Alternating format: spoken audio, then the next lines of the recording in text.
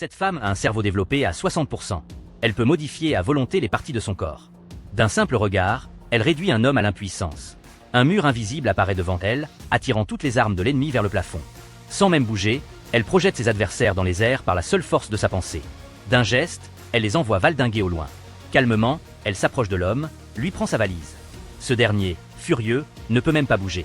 Ensuite, accompagnée de Madeo, elle part à la rencontre du plus grand professeur en neurologie au monde. Car il sait qu'il va disparaître. Il veut transmettre son savoir avant de partir. Pour lui, le sens de la vie réside là. À ce moment, le cerveau d'Anna atteint 60% de développement.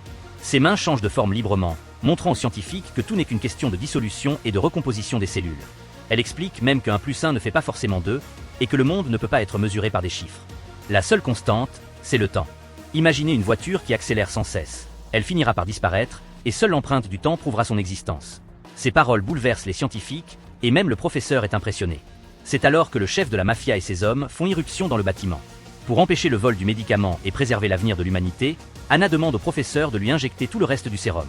Elle veut forcer son cerveau à atteindre 100% de développement. En un instant, elle absorbe tout le produit. Une lumière éblouissante s'échappe de sa bouche. Son cerveau atteint 70%, et ses bras se couvrent d'une substance noire qui s'étend comme des racines, absorbant toute l'énergie autour d'elle. À 80%, elle crée son propre monde parallèle et construit un superordinateur. À 90%, le chef de la mafia arrive enfin. Ses hommes lancent un missile sur le laboratoire. Sous le choc, Anna voyage à travers le temps. Elle apparaît à la Tour Eiffel, puis à Times Square à New York. D'un geste, elle arrête le temps. D'un autre, elle le fait reculer, revenant à l'ère industrielle, puis à l'époque des dinosaures. Elle observe les premiers humains, les créatures du Jurassique, et même la naissance de la Terre. Elle assiste à la rencontre des premiers humains, leurs doigts se touchant. Puis, elle se retrouve dans l'espace, témoin de la naissance et de la destruction de la Terre. À 99%, la substance noire commence à dévorer son corps. Le chef de la mafia entre, prêt à tirer.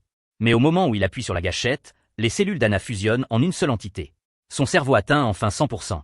Elle disparaît de sa chaise, laissant tout le monde stupéfait. Fou de rage, le chef de la mafia tente de tuer le professeur, mais Madeo intervient à temps. Pendant ce temps, le superordinateur créé par Anna tend un disque dur au professeur. Il contient les connaissances les plus avancées de l'humanité. Madeo, perplexe, reçoit un message « Je suis partout ». Anna est désormais unie à l'univers tout entier. Alors, si vous pouviez développer votre cerveau à 100%, que feriez-vous? Partagez vos